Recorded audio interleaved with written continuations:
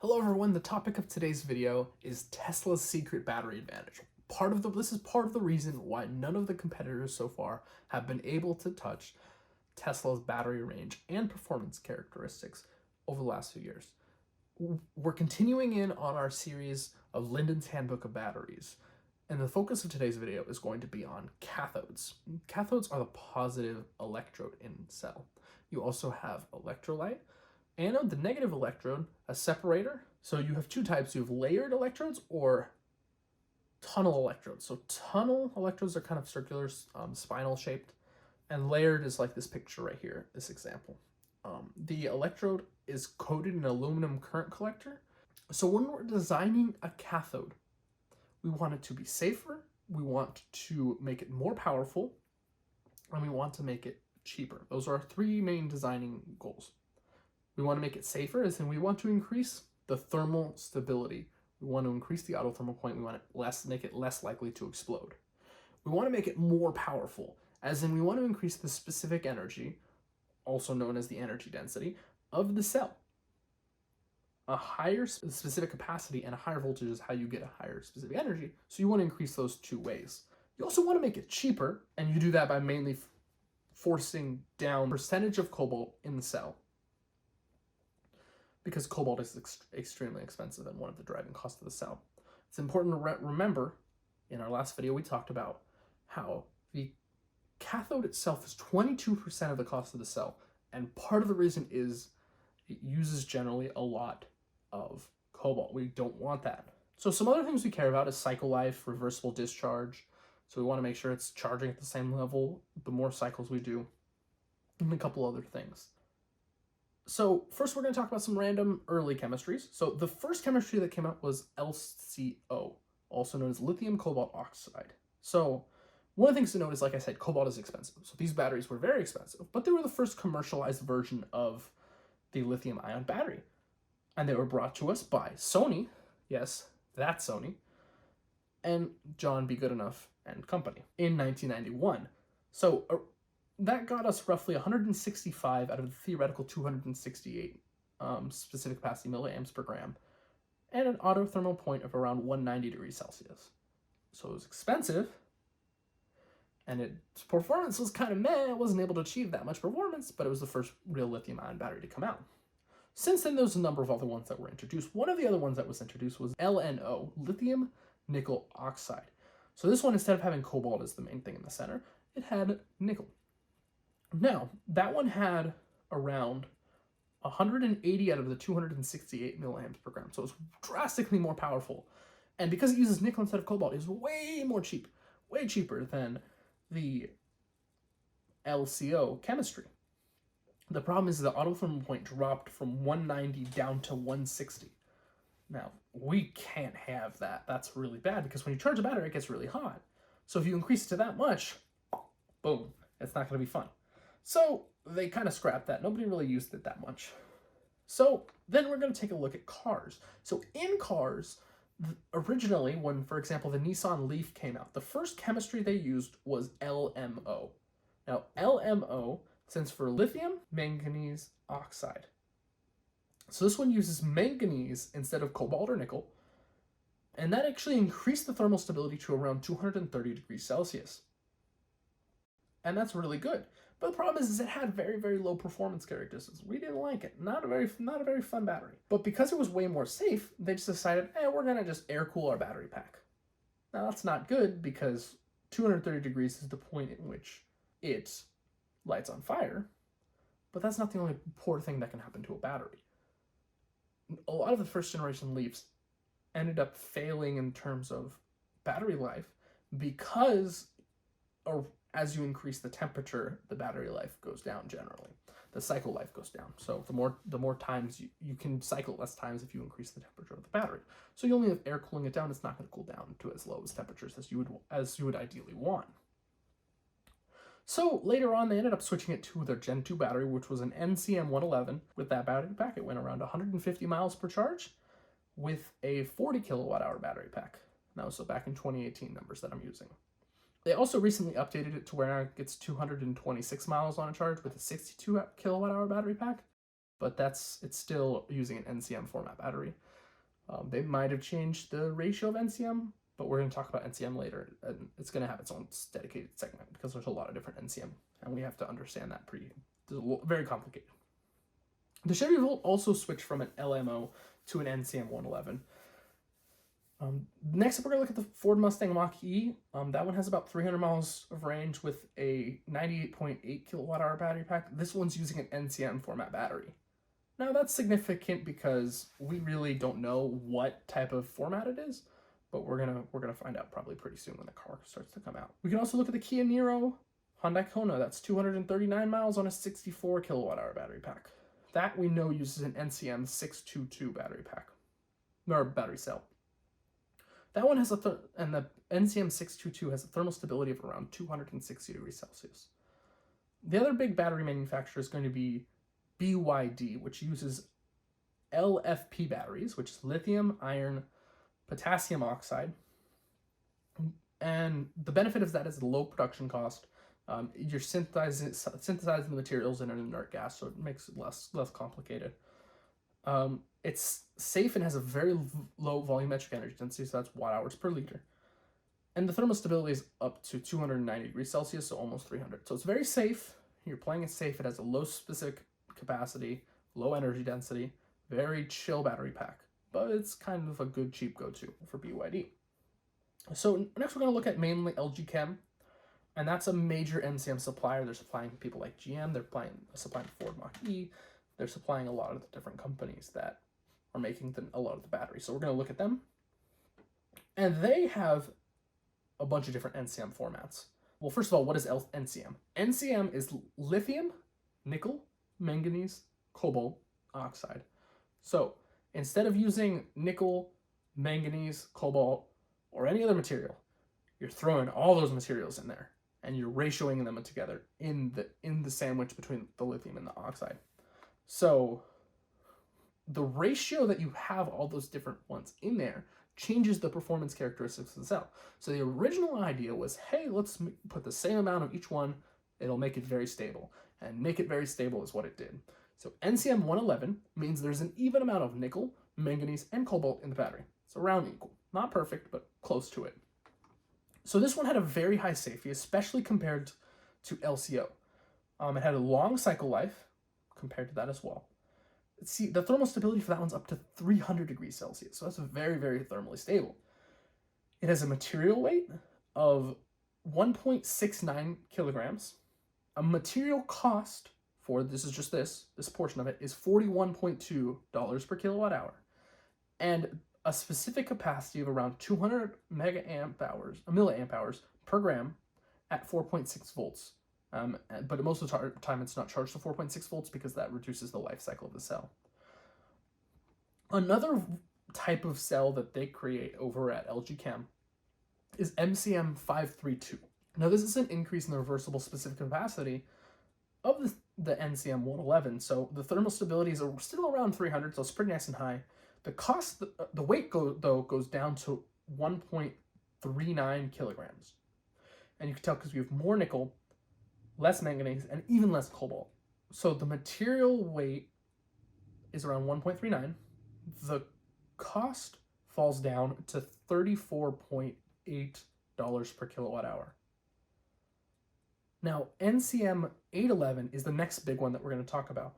NCM 811 has a ratio of essentially, you get 8 nickel, 1 manganese, and 1 cobalt. So there's even less cobalt. It scales, not exactly 1 cobalt. It's not like 1 unit of cobalt. But that's the way they break it down. Roughly, it's around 80%, and then 10%. So this one has a theoretical specific capacity of 275. That's a big jump compared to the other ones. The thermal stability, though, falls down to around 240 degrees Celsius. The material weight stays constant with the MCM 532, and that is around 1.39 kilograms. The material cost falls down to $29.7 dollars per kilowatt hour. Its advantages are capacity is powerful. Has a high capacity. Cycle life is good, and the power is good. So next we're going to look at, okay, what does Tesla use in their battery cells, and how is that an advantage? Well, they use NCA, which is lithium and oxygen, so like the other ones. But instead of swapping out the cobalt or the manganese or the nickel with nickel, cobalt, or manganese, you're swapping it out with nickel, cobalt, aluminum. So you're adding an aluminum in there because that's very cheap and very lightweight, jamming that in there to try to see if you can improve performance. So it's about as safe as LCO, which is around 200 degrees Celsius of an autothermal point. So comparing that metric to all the NCMs we just talked about, it's very low. But it uses even less cobalt than all of those other ones. So the cost actually is the cheapest out of all three of them, and we're going to show in this chart right here that should be on the screen. The material weight is around the same as the best next generation version of NCM 811, and the specific capacity is higher than pretty much all of them, except maybe the NCM 811, around 220 milliamps per gram at 4.3 volts. So what does this tell us? Is that the cost is drastically cheaper. So like I mentioned before in the video, almost everyone is using NCM 111 as their previous generation. Future generations are using NCM 622, so 6 parts and then 2 parts manganese, 2 parts cobalt, or 532, or 811. What does that mean? So comparing all of them, the Tesla battery is cheaper on a material cost basis than all of them. Referenced, the only one that I talked about is 622 and 111. That's significant because that's what previous generations of Teslas were fighting against with the volts and the bolt and all that stuff, is NCM 111. You compare cost of the cell, it's almost double the cost. NCM 111 is almost double the cost of NCA. So if you're trying to scale that up, the only way you're going to make that profitable is if you go with that. If you're trying to build pound for pound the same size battery pack, it's going to have less range. It's going to cost more to make. It's going to be less profitable than the Tesla battery pack. And that's just on the fundamental basis of material. That's not even talking about the rest of the battery pack all around it. But there's one major disadvantage that NCA has over all these other companies. Why would all these other companies adopt NCA? Well, it's that very low autothermal point. You have to have a very complicated and very advanced battery management system to be able to handle that working for fear of fire. So that has to be developed to maintain and ensure that you're not going to get blown up. Why is that significant? Because that's one of the forcing functions that caused Tesla to have a very state-of-the-art over-the-air update system. It's so they can be able to collect all the data they need. They'd send the data to engineers who would analyze the data, suggest changes, implement change on test vehicles. Once they certify it on test vehicles, then they send the change out to fleet, and that's why you see the range grow over time in a Tesla vehicle. That's why the car improves in 0 to 60 time, and all this other stuff improves over time, because as they get more data from real-world miles, they're able to modify and adjust their projections and what they feel like is safe for the battery to use. They can also, if there's a certain issue with cooling in some obscure, out of unnormal edge case, they can send an update that limits the battery capabilities over time as well. And that's really one of the advantages that they had, is because they had to do that in order to compete. They're ahead substantially on that front. And that's part of one of the driving force functions that caused that to happen. That's one of the really kind of secret advantages that I don't really hear a lot of people talking about online. Maybe they do somewhere, but I don't really hear them talking about it too much. So that's really significant. But it is important to note that the NCM 622 is kind of state of the art. NCM 811 is their next generation battery for LG Chem. So NCM 811 is actually what LG Chem is supplying to the made in China Model 3, the Model 3 that they're making in China. So why is that important? Why is that significant? Because now they're switching to that. Let's compare it on a performance and on a cost basis. So the performance characteristics are actually similar, and there may be an advantage that NCM 811 has over Tesla's NCA. The weight is the same for the same cathode, and the cost is barely $1 above. In fact, it's a little less than $1 per kilowatt hour. So that's a pretty fair change. If you can improve performance, you can improve, the safety goes up pretty drastically, up over almost around 40 degrees centigrade at only $1 cost extra. That's a pretty safe bet right there. So that is one of the probably guiding reasons on why they're using that for their next one. But the question is, are they switching to NCM for the future batteries? A lot of the reason why I'm doing this series is to prepare us for the Battery Investor Day. So the question then becomes, why? What advantage do they have on switching that? Would they switch to an NCM grade for the future? Well, I don't think so. There's rumors going around that they might switch to NCM on all their vehicles and all their storage products, but it's not really, that's something that has not been confirmed. And one of the things is that would fly in the face of one of the previous things that Elon Musk claimed, that their next generation battery pack would have cobalt-free cells. And the concept behind that is, instead of that, one of the reasons why you would include cobalt in there is because it's going to make it more safe and more stable at higher temperatures. But as shown by some tests by Jeffrey Dahn, it's not always, they don't actually think that it might not be the cobalt that's adding this extra stability and adding this performance. So if it's not, then why are we including it? Let's just take it out. And so right now they're doing a lot of different tests on a lot of different areas in a lot of different companies where they are examining different chemistries that aren't even using cobalt at all. And since cobalt is in the name of NCM, it's literally part of the name, you're not going to include cobalt in there unless, I don't know, for some reason you called it NCM 510 or something like that, where you would include a 0. It doesn't make any sense for you to do something like that. But there are some examples of ones that people are looking at as replacement examples. So one of them is lithium. Lithium, nickel, manganese oxide. So there's lithium in there twice because there's a portion of lithium in that spinal structure that they were making it. And the advantage of that has a very high reversible specific capacity. That's 275 amp hours per kilogram. That's really, really good. The downside is you have a low crystallographic density, you have a low tap density, and a poor rate capability. So all of this is in the R&D phase. So they're still trying to figure out if this is a viable alternative, and there's some issues with it that they're still trying to work through. Another one that's in the R&D phase that they're still trying to work through is lithium nickel metal oxide. So this specific example, can work with super high voltage super well. And as we mentioned earlier in the video, specific energy is a combination of amp hours per gram and voltage. It's those two multiplied together. So if you want to increase the capacity of the cell, you could improve to a 5-volt version, and you can have a drastic improvement on how well those work and your energy density, a pretty big jump. But the issue is you have to find a stable electrolyte that works with that high density. And so if you're not using a stable electrolyte, throw it out the window. You're not gonna be able to get it to work at that high energy density, and it's kind of a waste at that point.